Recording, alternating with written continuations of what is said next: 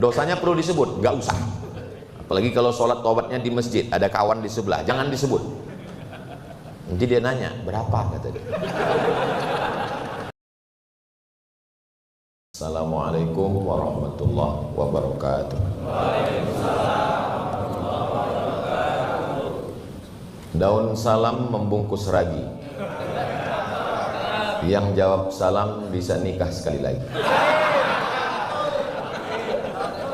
Itu sekedar menjawab pantun Pak Abdul Latif.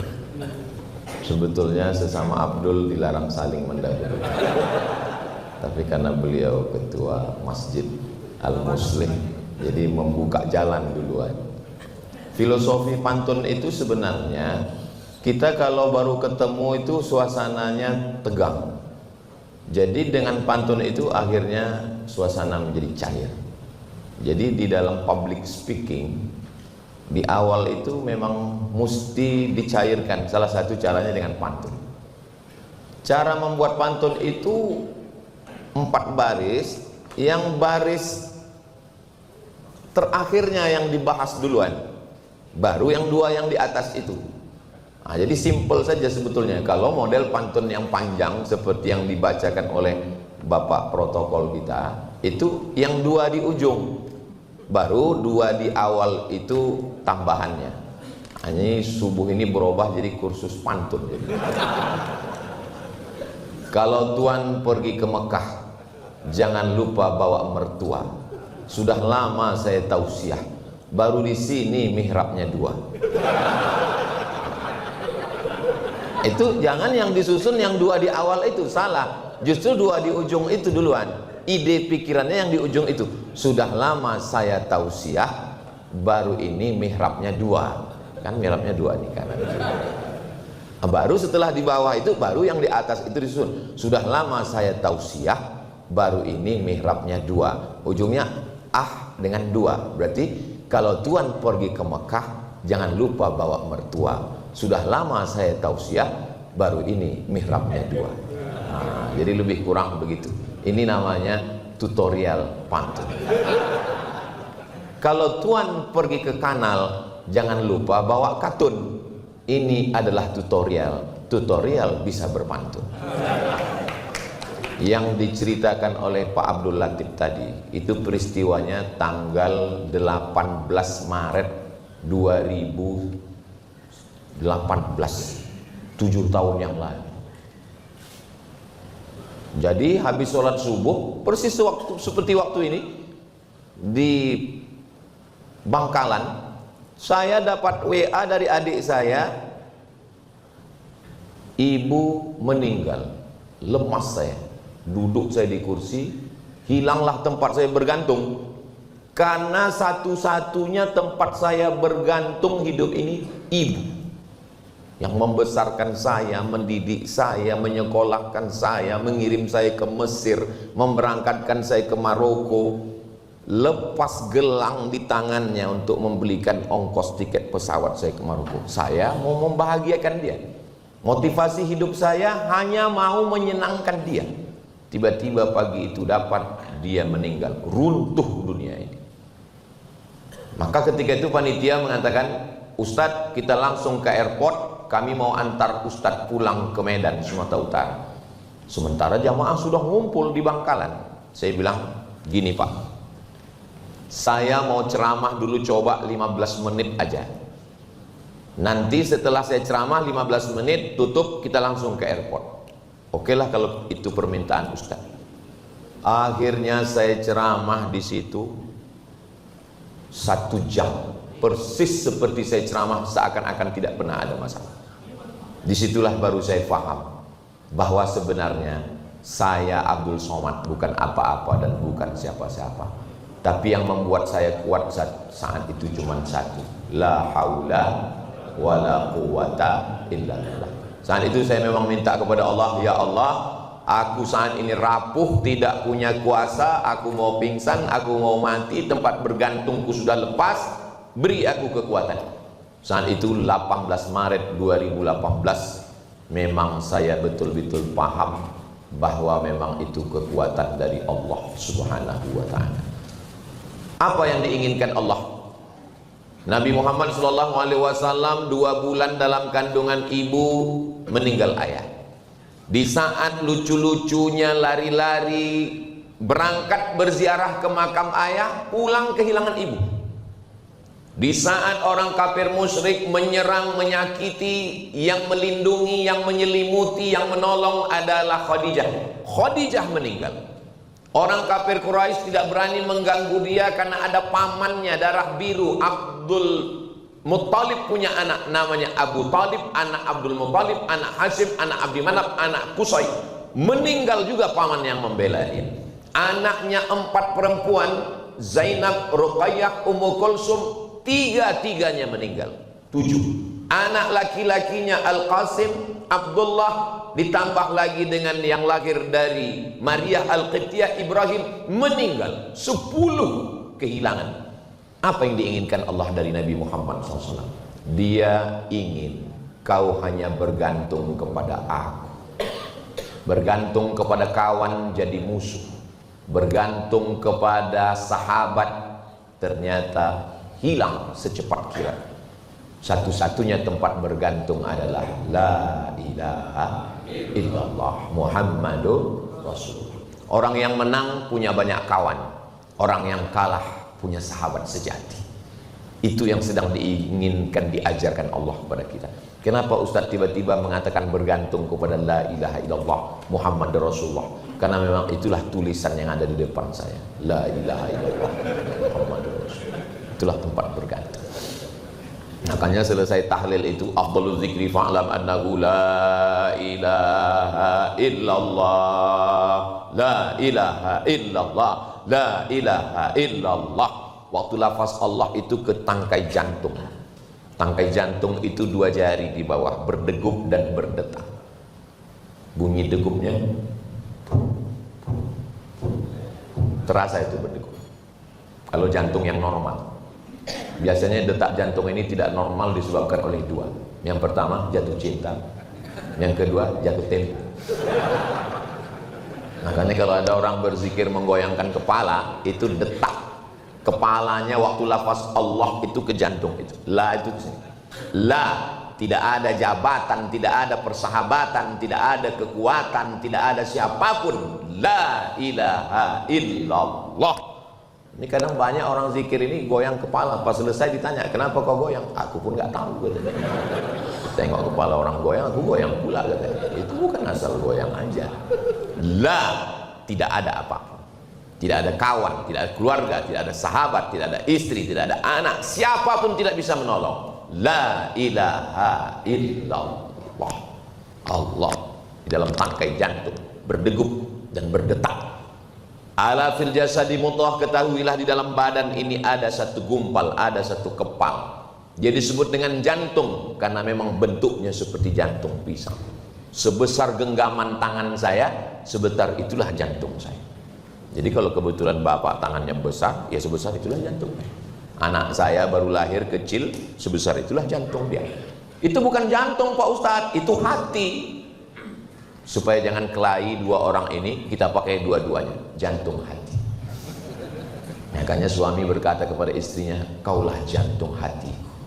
Kenapa? Karena kalau sudah jantung berhenti, mati. Kalau istri mati, kawin lagi. Tolong video saya ini jangan langsung diupload di YouTube. Tolong diedit dulu, ada beberapa, termasuk pantun tadi dengan yang ini. Ini kalau sampai di rumah hilang jantung hati kita lagi. Kenapa Bapak Anu yang dulu waktu kita sama-sama sholat tarawih ngaji bersama nggak hadir lagi Ramadan ini? Yang mana Pak Ustadz? Itu yang dulu waktu kita sholat tarawih, nuzul Quran, tablik akbar, pengajian. Meninggal mendadak Pak Ustadz. Kenapa? Serangan jantung. Begitulah urgensinya jantung. Itu maka jantung itu diisi dengan zikir la ilaha illallah, la ilaha illallah, la ilaha illallah. Supaya apa? Menghilangkan darah kotor. Setan berbisik tidak di telinga. Setan berbisik bukan di mata. Di mana setan berbisik? Allazi waswisu fi sudur, di dada. Dada yang mana? Kanan, kiri, tengah, atas, bawah. alladzi yuwaswisu fi sudur, di jantung. Itu maka bisikan setan itu diusir dengan apapun yang berbisik di dalam. Kau rendah, kau hina, kau sedih, kau nggak ada tempat bergantung lagi Abdul Somad. Kau sekarang sudah tidak punya apa-apa Abdul Somad. Diusir dia dengan bisikan. Mengusir setan mudah dengan la ilaha illallah itu. La ilaha illallah. Yang susah ini ngusir kawan. Dia berbisik ke telinga kita. Oh, nggak ada apa-apa. Kita bacakan la ilaha illallah, dia lebih kuat lagi dari Allah. Sebetulnya zikir itu kuat atau pelan? Ini ayatnya mengatakan zikir itu pelan. Wadhkur rabbaka fi nafsika, sebutlah Tuhanmu dalam dirimu.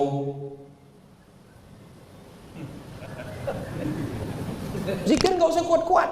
Allah mengatakan wadhkur rabbaka fi nafsika, sebutlah Tuhanmu dalam dirimu.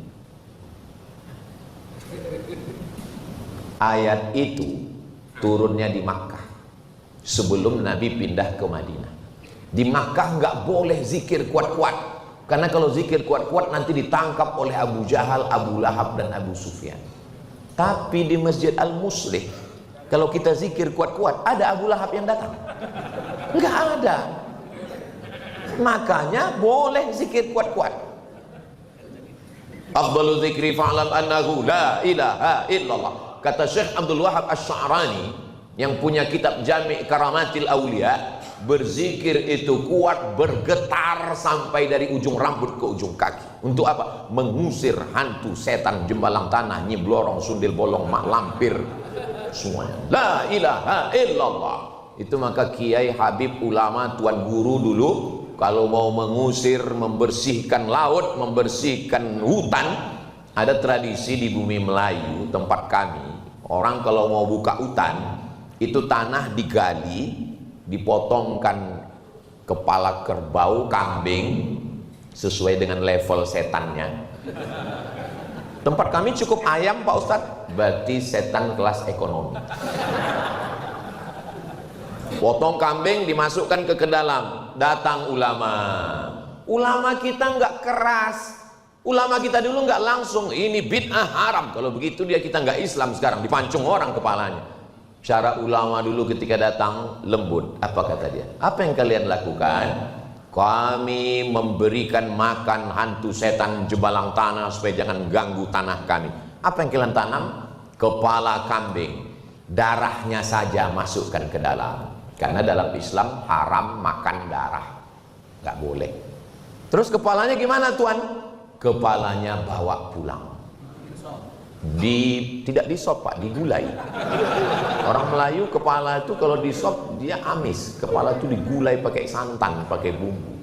Setelah dimasak, masyarakat takut makan karena ini jatah setan. Akhirnya diberikan kepada tuan guru. Itulah maka di mana saja saya undangan itu pasti dikasih kepala kambing. Nggak tahu di Masjid Al-Muslih ini nanti apakah kepala ayam atau kepala kambing. Itu karena nggak ada setan. Jadi di mana-mana tradisi kenapa kalau pas lagi makan kepala kambing itu kok dikasih kepada ustadz, kepada kiai, itulah asal usulnya dari lobang tanah untuk setan jembalang tanah hantu belau. Islam mengajarkan ini mesti dimasak. Masyarakat takut makan, dia makan. Setelah dimakan ustadz, ustadznya berkunang-kunang. Wah ini kayaknya hantu sudah mulai ngamuk. Ternyata bukan hantu, kolesterol. Tidak ada. Ustadz Somad silakan makan ya. Ini kambing tidak mengandung kolesterol. Tidak ada kambing yang mengandung kolesterol. Bohong. Kambing mengandung anak kambing. Kalau ada kambing mengandung kolesterol. Saya duduk, ada kepala kambing, ada kepiting, ada cumi, ada sotong, seafood, lengkap, daging, semua ada. Ada Bapak Kapolres, ada Dandim, ada Bupati, Ketua DPRD. Satu pun nggak ada yang menyentuh makanan ini. Mereka persilakan saya. Andai di situ ada racun, saya yang mati duluan. Begitulah mereka menghormati saya. Saya makan kepiting, saya makan cumi, saya makan kepala kambing. Saya tanya, Bapak enggak? Kami enggak berani, Pak Ustaz. Saya ajarkan doanya. Bismillahilladzi la yadurru ma'asmihi syai'un fil ardi wala fis sama'. Ku sebut nama Allah, tidak ada satupun yang bisa memudaratkan baik di bumi maupun di langit. Bismillah, saya bilang, makan. Saya enggak pernah sakit makan ini, saya bilang. Terus kalau kami sakit, Pak Ustaz, saya enggak tanggung jawab. Tempat bergantung hanya Allah. Esa tunggal tidak berbilang. Qul huwallahu ahad. Allah Esa tunggal. Jangan kepada siapa-siapa, hanya kepada Dia saja. Minta juga hanya kepada Dia. Allahus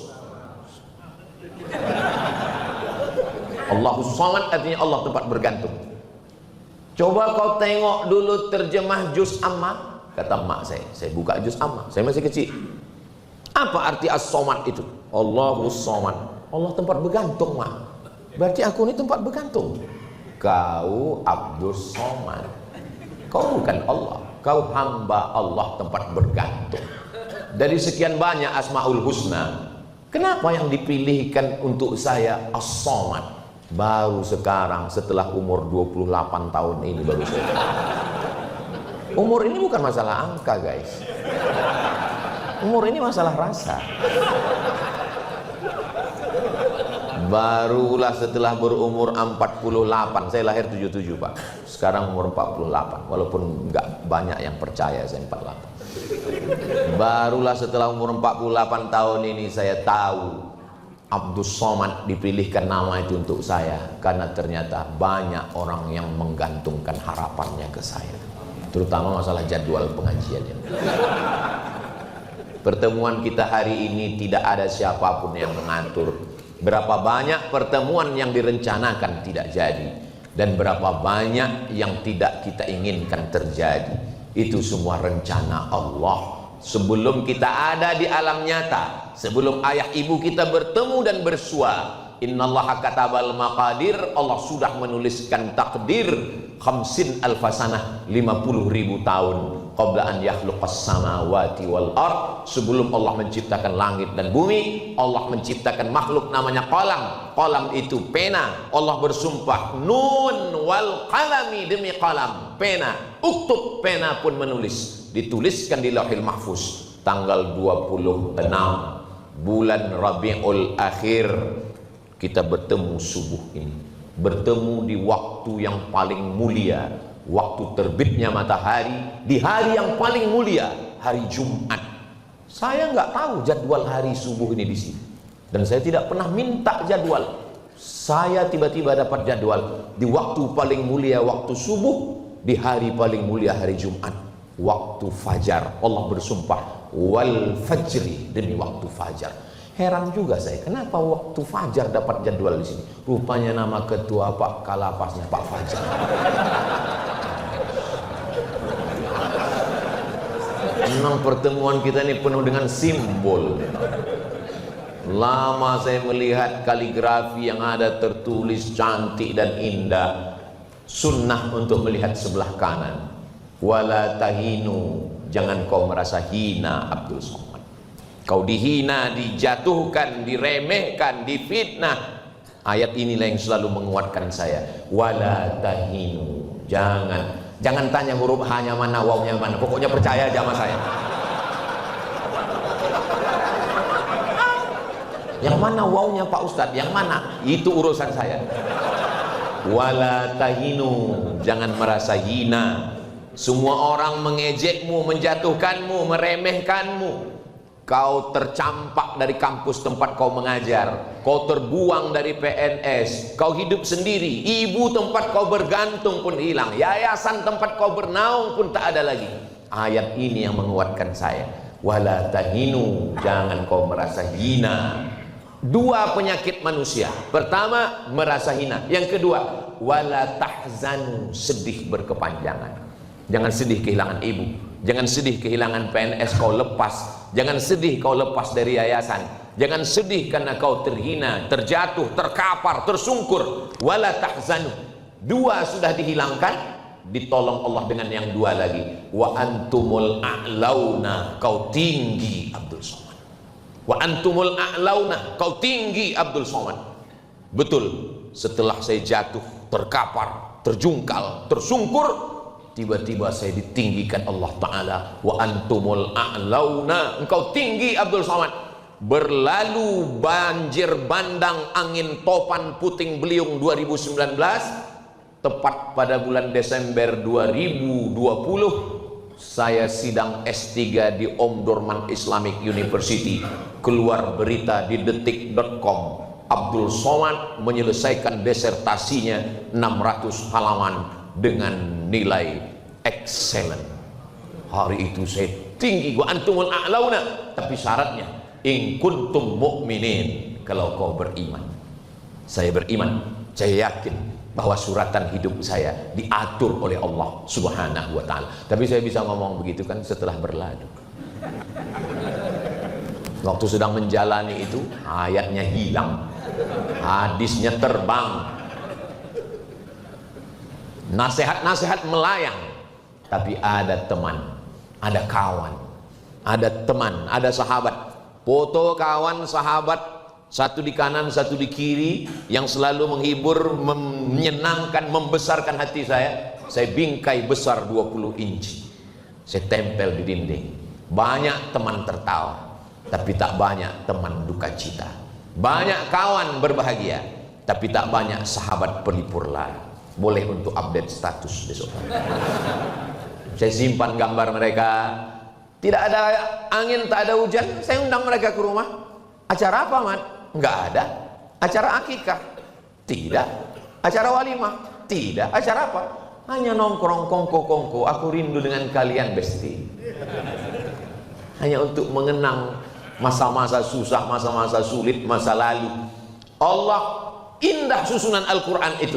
Dua yang menyusahkan, dua yang membahagiakan. Wala tahinu, jangan merasa hina, merasa rendah, merasa tidak punya apa-apa, merasa tersingkirkan, merasa debu. Wala tahzanu, jangan merasa sedih berkepanjangan. Diobati dengan dua. Wa antumul a'launa, kau tinggi Abdul Somad. In kuntum mu'minin, kalau kau percaya kepadaku. Kalau ingin ngobrol dengan Allah, sholatlah.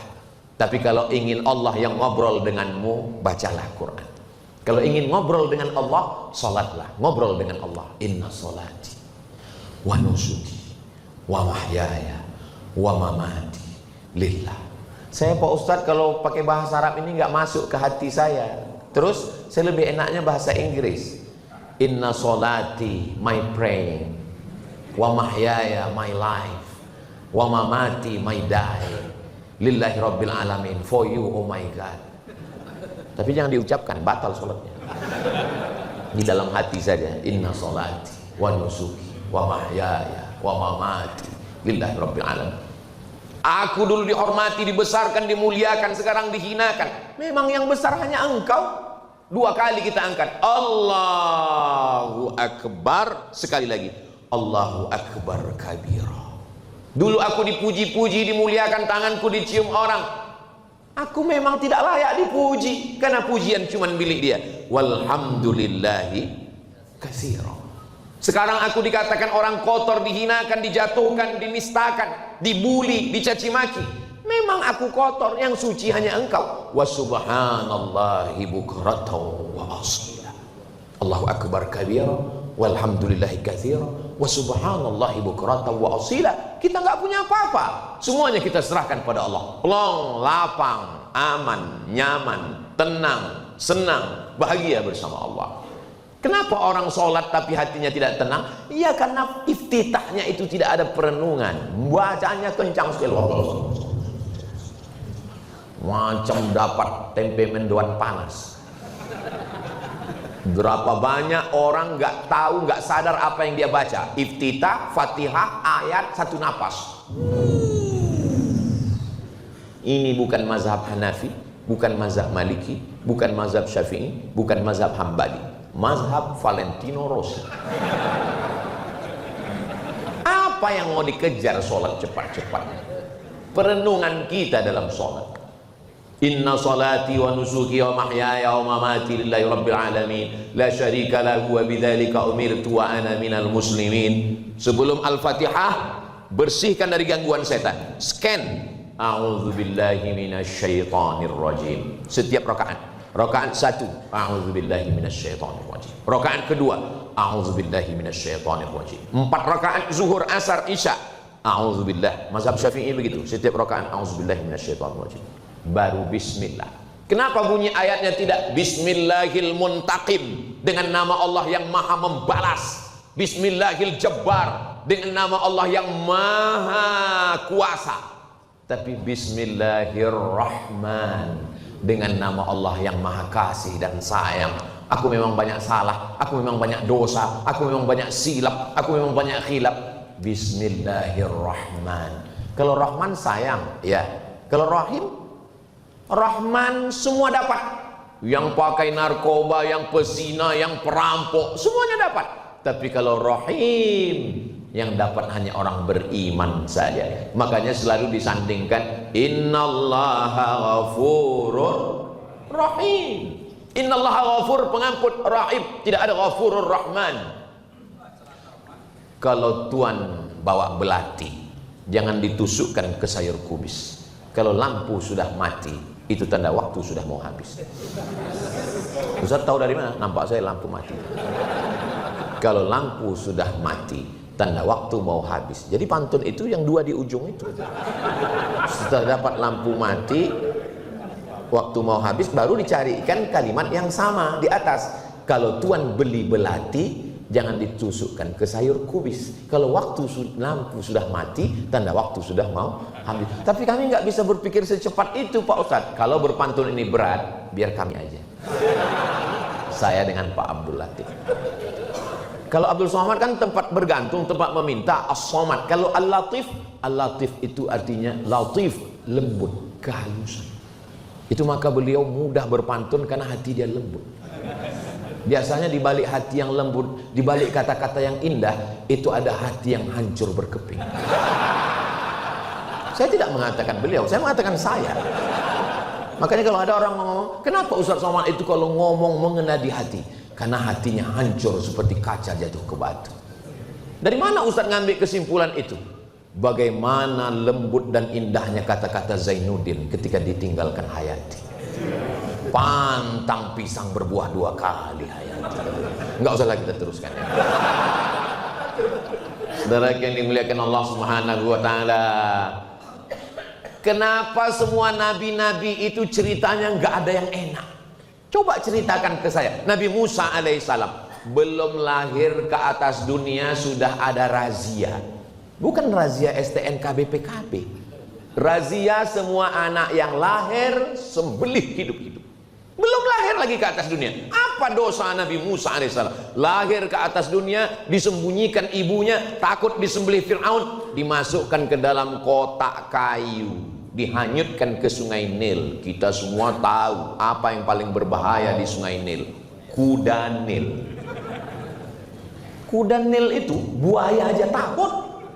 Buaya aja dikunyah sama kuda Nil. Kuda Nil semangka sekali gigit selesai.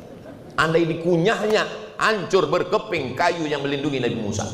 Lepas Nabi Musa, rupanya istri Fir'aun sedang mandi di tepi sungai, namanya Asia. Dia panggil dayang-dayangnya, itu ada kotak apa? Ambil. Begitu kotak ditarik oleh dayang-dayang ke tepi sungai Nil, mereka buka, mereka terkejut. Wow, amazing. Ada sesosok bayi yang lucu. Bayi yang tidak berdosa dibawa ke istana Fir'aun. Fir'aun ketakutan karena dia bermimpi ada sosok bayi yang menarik mahkotanya. Dia lihat bayi, jangan-jangan ini orangnya. Bayi yang tidak berdosa, yang tidak tahu apa-apa diuji. 1 roti, 1 batu. Jangan batu bara, saya Pak Abdul Somad batu bara. 1 bara. Kira-kira tangannya milih yang mana? Datang setan mengambil tangannya supaya dia milih roti. Karena kalau dia milih roti, berarti bayi ini bukan bayi biasa, sudah bisa membedakan mana bara dengan roti. Berarti inilah dia, harus dipancung. Allah menyelamatkannya, tangannya mengambil bara. Baik. Jadi kalau ada orang mengatakan, Ustaz Somad, kenapa ujian saya seberat ini? Berarti Allah ingin menempatkanmu di bawah level Ibrahim. Nabi Ibrahim? Enggak, Ibrahim Siregar. Saudara yang dimuliakan Allah Subhanahu wa taala. Nabi Isa alaihissalam, berkomplotlah mereka antara tiga kekuatan. Yang pertama kekuatan Romawi, yang kedua kekuatan Yahudi, yang ketiga kekuatan pengkhianat, ingin menangkap Nabi Isa. Apa kata Allah? Wa ma salabuhu, mereka tidak berhasil mensalibnya. Wa ma qataluhu, mereka tidak membunuhnya. Wa ma salabuhu, mereka tidak mensalibnya. Walakin syubbiha lahum, ada pengkhianat yang diserupakan dengannya. Belum lagi lahir dia ke atas dunia, ibunya sudah dituduh pezina karena hamil tanpa suami. Lalu Maryam meninggalkan Bethlehem, Palestina, Yerusalem. Mudah-mudahan Allah menolong saudara kita di Palestina, di Gaza, sampai ke tempat yang sunyi, sepi, nggak ada orang. Akhirnya dia bersandar ke sebatang pohon kurma. Bayangkan perempuan sendiri karena takut dihina, diejek, dicaci maki, sumpah serapah. Apa kata Maryam? Ya laitani mutu qabla hadza, andai aku mati sebelum ini, wa kuntu nasyan mansiya, aku menjadi manusia yang terlupakan. Berat sekali omongan orang ini di kota. Dia pergi ke kampung. Sebetulnya hidup ini tidak terlalu berat. Yang berat itu adalah komen netizen. Dulu kalau kita pergi ke rumah, kunci pagar, kunci rumah, kunci kamar, aman kita di kamar. Sekarang kita kunci pagar, kunci rumah, kunci semua, tetap kita dikomen orang. Ustadz ini ngomong siapa? Diri saya sendiri. Lihatlah Instagram saya yang followernya 9 juta itu. Maksudnya yang belum follow. Ustadz kok tahan baca komen-komen itu? Halakam ru'un lam ya'rif qadrahu. Orang paling celaka orang yang nggak tahu siapa jati dirinya. Saya tahu tentang diri saya. Saya nggak tahan kalau saya baca-baca komen ini. Nanti saya banting handphone ini. Terus gimana caranya? Caranya urusan update status serahkan ke admin. Maka walaupun saya yang punya akun, tapi saya nggak tahu passwordnya. Makanya jangan sakit hati. Banyak juga yang sakit hati. Ustaz Somad itu sombong. DM saya nggak pernah dibalas, message saya pernah dibalas. Saya nggak tahu. Pertama, menjaga emosi saya. Yang kedua, menjaga diri saya. Karena banyak juga yang DM komen-komen itu, jadikan aku yang kedua. Saya ini masih manusia. Ujian umatku, kata Nabi Muhammad, ujian umatku di akhir zaman adalah an-nisa, perempuan. Jadi kalau bapak masih tertarik dengan perempuan, itu berarti masih umat Nabi Muhammad. Mudah-mudahan kita tidak tertarik sama laki-laki. Saudara yang dimuliakan Allah Subhanahu wa taala, ketika Nabi Isa sudah lahir, datang mereka dari kota. Bayangkan ini niatnya. Datang dari kota hanya untuk ngejek. Hanya untuk ngejek, ngolok, membuli. Jadi cerita bully ini sudah dari dulu. Datang hanya untuk membuli. Apa kata mereka?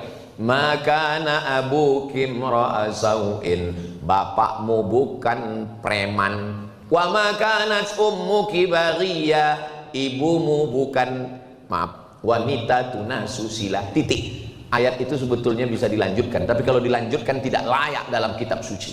Bapakmu bukan penjahat, ibumu bukan pezina. Kenapa kamu bisa hamil tanpa suami dan anakmu anak haram?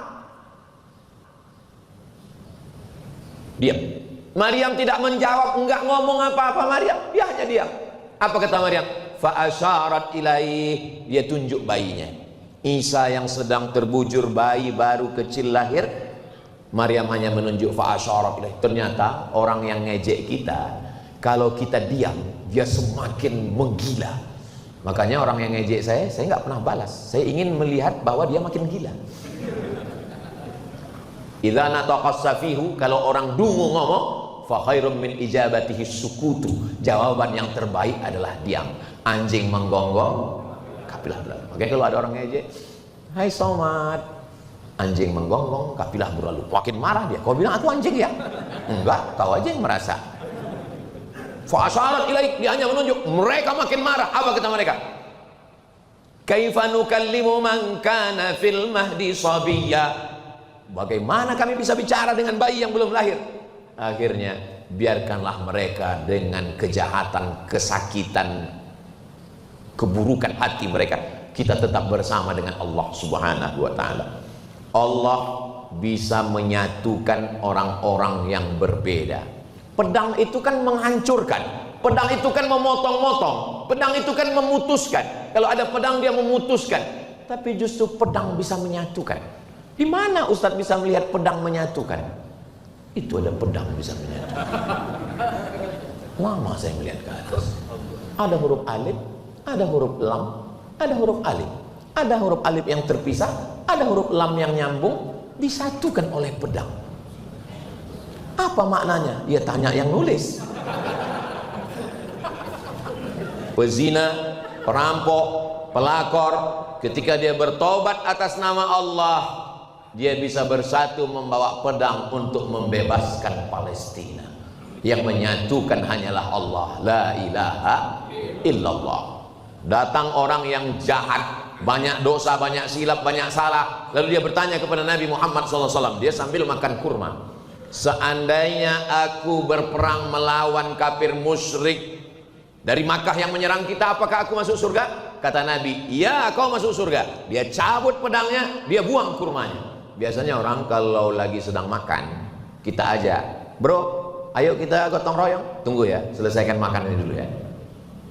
Tapi dia makan sebelah, yang sebelah dia campakkan, saking tidak sabarnya ingin masuk ke dalam surga Allah Subhanahu wa ta'ala. Siapapun orangnya, ketika dia sudah bersama dengan Allah, maka dia dipersatukan. Pedang yang memisahkan, yang memotong-motong, yang mencerai-beraikan, bisa menyatukan selama kita diikat. Ini kita berbagai macam suku bangsa, kita disatukan dengan satu lafaz la ilaha illallah. Yang mengajarkan kita siapa? Muhammadur Rasulullah. Ustadz sekarang kan di Jawa Barat, kalau orang Jawa Barat itu nanya bukan apa kabar, oke, kumaha sadayana.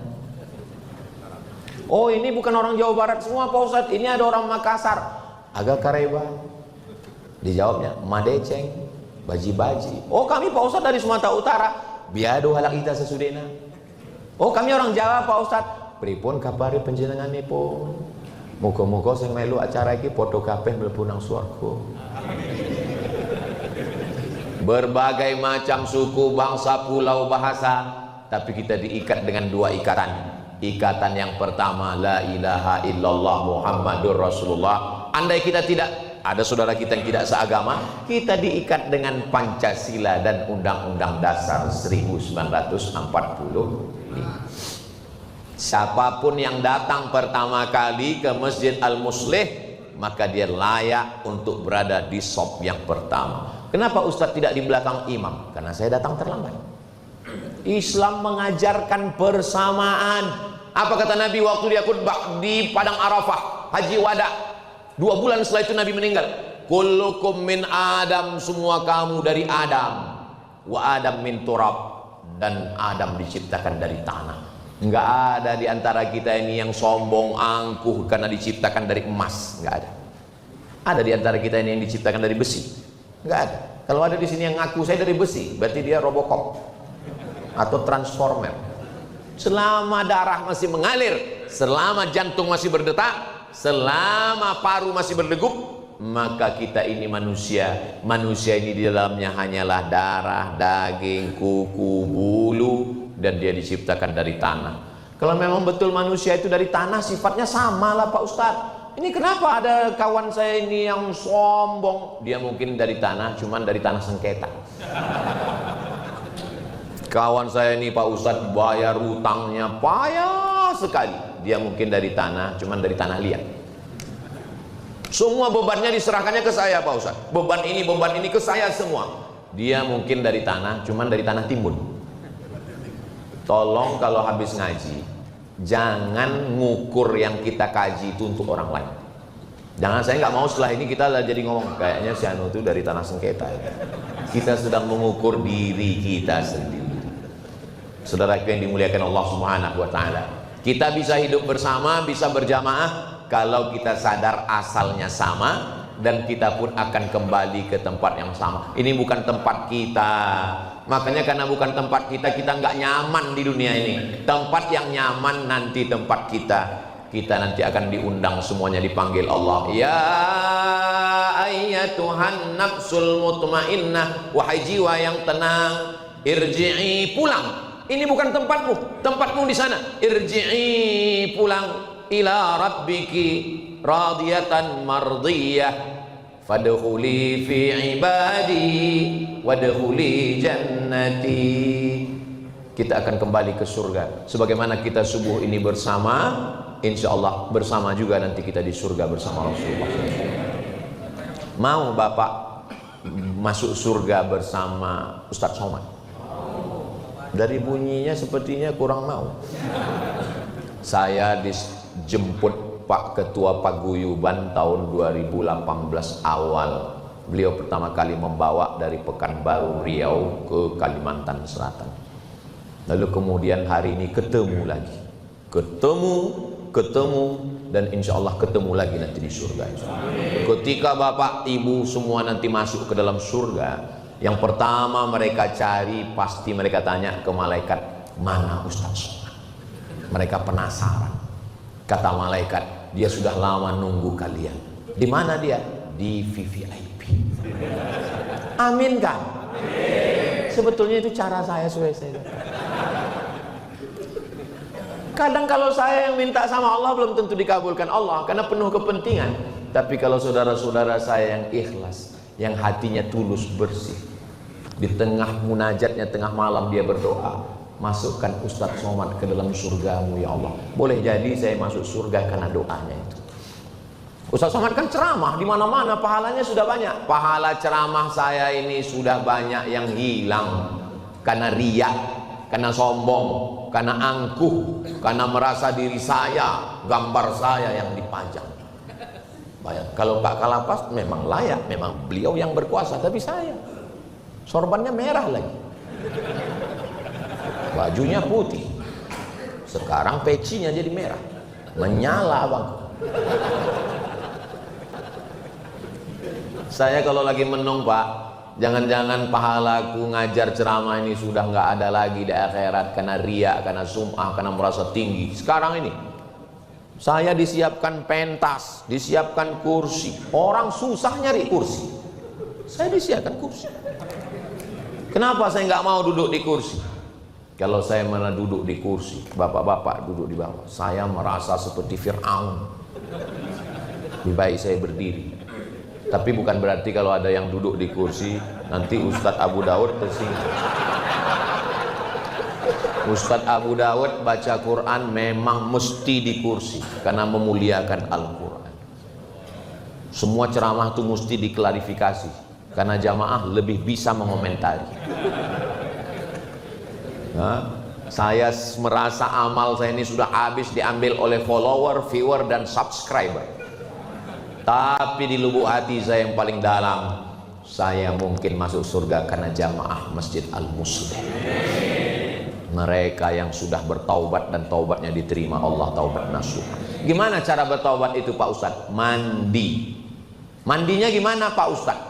Basah dari ujung rambut ke ujung kaki. Habis mandi, sholat sunat taubat. Berapa kali?